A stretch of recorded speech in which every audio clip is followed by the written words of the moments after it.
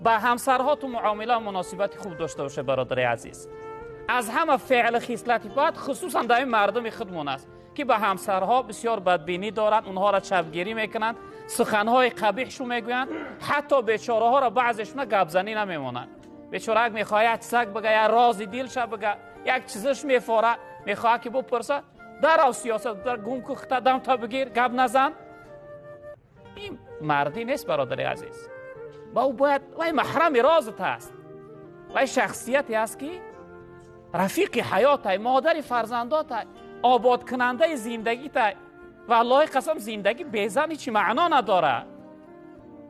به همین خاطر بهترین نعمت های پروردگار زن های. جناب پیامبر صلی الله علیه و آله که امرأة صالحه خیر من الدنیا و ما فیها. گفتن زنی صالحه از دنیا و از همه هستی دنیا بهتر است. برای مرد مؤمنه زن وقتی باشه انسان از حرام